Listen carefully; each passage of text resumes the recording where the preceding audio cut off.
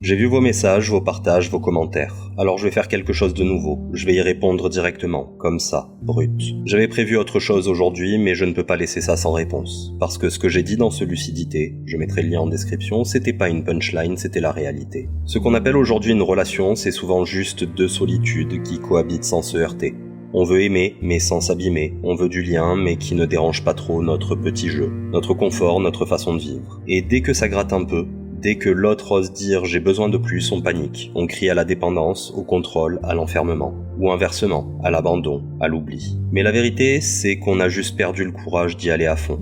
D'être entier, même à deux. D'accepter l'autre intégralement, pas juste ce qui nous rassure. Alors on reste à moitié, pour pas risquer de se perdre. Mais à force, on ne construit rien. On effleure et on finit seul, même en couple. Alors ouais, faut réapprendre. Réapprendre à dire « je reste » même quand c'est dur, même quand ça secoue. Pas parce que j'y suis forcé, mais parce que je l'ai choisi. Et ce choix, il fait peur. Mais c'est lui qui donne du poids au lien. C'est lui qui fait la différence entre vivre à deux et juste ne pas être seul. Parce que sinon, à quoi bon ? À quoi bon aimer si c'est pour se retenir ? À quoi bon se dire ensemble si c'est chacun dans sa bulle, chacun sur ses gardes ?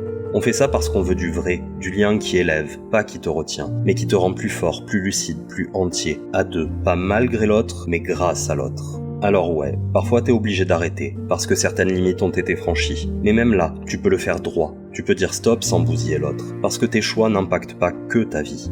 Ils marquent aussi ceux qui t'entourent. Être droit, respectueux, loyal, c'est pas juste pour soi, c'est aussi pour ceux qu'on croise. Pour pas leur faire porter ce qu'on n'a pas su gérer. Alors pose-toi la vraie question. Qui tu veux être ? Pas juste ce que tu veux vivre. Qui tu veux devenir, au fond, réellement. Et si tu ne sais pas encore ou si tu as besoin d'un cadre solide pour le définir, contacte-moi. Parce que c'est ça que je porte ici.